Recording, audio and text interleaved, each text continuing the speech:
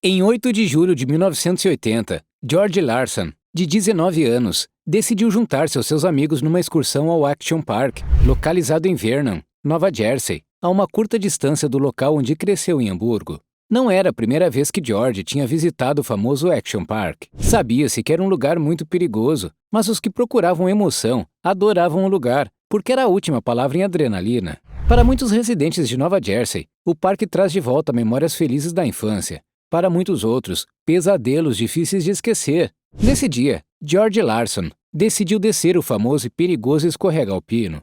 Infelizmente, teve mais do que uma adrenalina e acabou voando a 25 pés de cabeça para uma rocha. Uma semana mais tarde, em 19 de julho, morreu devido a seus ferimentos. Action Park era um lugar insanamente inseguro, mesmo conhecido como Class Action Park, Traction Park e Accident Park, devido a numerosas queimaduras, contusões, ferimentos graves e mortes, que resultavam dos solavancos e hematomas do parque.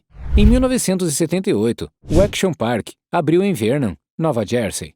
Foi um dos primeiros parques aquáticos modernos nos Estados Unidos. Desde o seu início, foi concebido para ser algo perigoso, porque a filosofia do seu fundador e CEO, Gene Mulvihill, era que os visitantes dos parques de diversões deveriam ter o controle da sua experiência. Ele tinha concebido o parque de tal forma que os clientes controlavam os passeios, incluindo a velocidade e a altura que atingiam. Esta visão revelou-se imprudente e perigosa. Tudo no parque era inerentemente defeituoso e simplesmente perigoso, para não mencionar os materiais pobres, em termos de design, era simplesmente barato. O escorrega alpino extremo que matou George Larson foi essencialmente uma pista gigantesca para arrancar a pele das pessoas. No entanto, o parque o anunciava como uma atração de água divertida para as crianças. Este péssimo escorrega de água tinha uma pista de 1.700 metros de comprimento, cheia de cimento e fibra de vidro, abaixo da qual os clientes ingênuos entravam em um carrinho de rodas. Para subir no escorrega, primeiro tinham que usar um teleférico até o topo, onde eram saudados por fotografias de crianças feridas, acompanhado por um aviso para que mantessem os braços dentro dos carrinhos. Mal sabiam eles que as fotografias eram apenas ilustrativas e que as normas de segurança do parque não só eram muito baixas e de má qualidade, como inexistentes. No entanto, as pessoas ainda adoravam o parque porque tinham controle sobre a velocidade do carro durante o longo e errático deslizamento de descida. As pessoas adoravam, apesar de saberem que na maioria das vezes os carros estavam avariados e que os travões não funcionavam. Alguns carros nem sequer tinham travões e, por alguma razão, os clientes, incluindo George Larson, ainda aproveitavam a oportunidade para experimentar a emoção irresistível.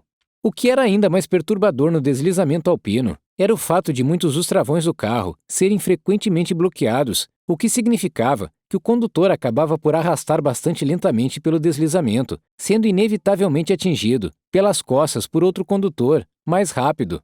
O escorrega alpino era muito perigoso e matou George Larson. De acordo com os registros, também feriu gravemente pelo menos 26 pessoas. Algumas dessas lesões foram na cabeça, enquanto outras foram fraturas. No total, 6 pessoas morreram no escorrega alpino. O escorrega alpino não foi a única atração mortal no Action Park.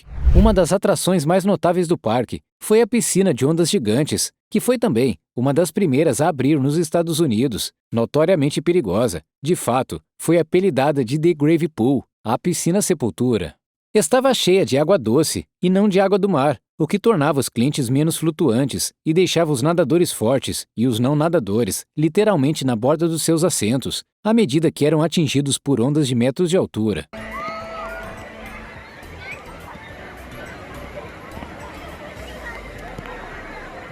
Foi tão mortal que mais de uma dúzia de nadadores salvadores foram designados para manter os clientes a salvo. Resgatavam, em média, 30 pessoas por dia, e ainda mais nos fins de semana atarefados. Ironicamente, The Grave Pool não foi a atração mais mortífera no Action Park. Esse título foi ocupado pelo infame Cannonball Loop, um tobogã de água fechado com um laço vertical completo. Após a instalação, os proprietários do parque enviaram um boneco para testar a atração, e o boneco regressou sem cabeça. Os proprietários até ofereceram $100 aos empregados dispostos a ajudar com os testes.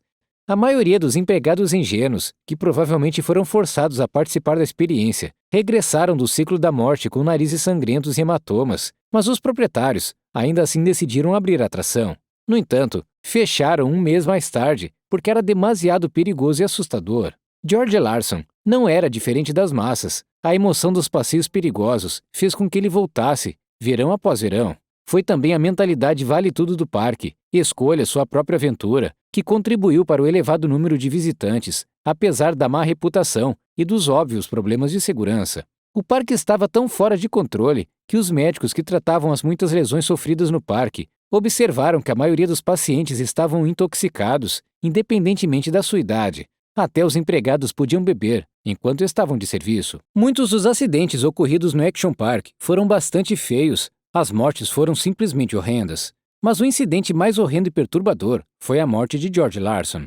Os travões do seu tobogã não funcionaram e fizeram com que ganhasse velocidade extrema, o que evidentemente fez com que o seu trenó saísse da pista. Caiu e bateu a cabeça numa rocha, um ferimento que o deixou em coma durante uma semana e causou a sua morte logo depois. A sua vida foi encurtada como resultado do que só pode ser descrito como uma armadilha mortal com uma fachada de parque temático aquático. A tragédia atingiu duramente a sua família. Ele iria mesmo ser o padrinho de casamento do seu irmão, dias após a sua morte.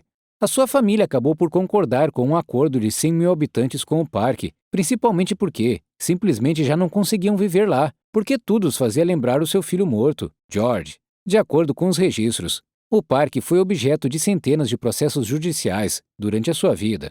A morte de George devastou de tal forma sua família que eles logo se mudaram para a Flórida, porque já não podiam suportar estar lá.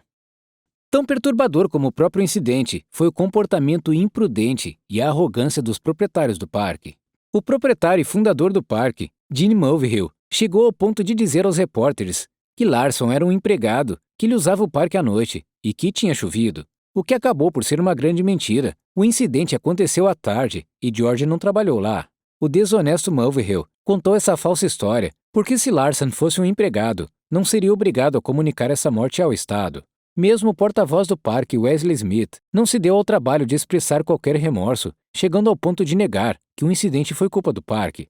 Disse aos meios de comunicação que Larson não foi ferido pelo passeio e que foi uma rocha a 25 pés de distância que o feriu. Foi preciso a morte de George Larson e 5 outros, mais centenas de feridos, para finalmente encerrar o Action Park em 1996. Em 2010, Mulvihill liderou uma comissão para comprar o parque de volta.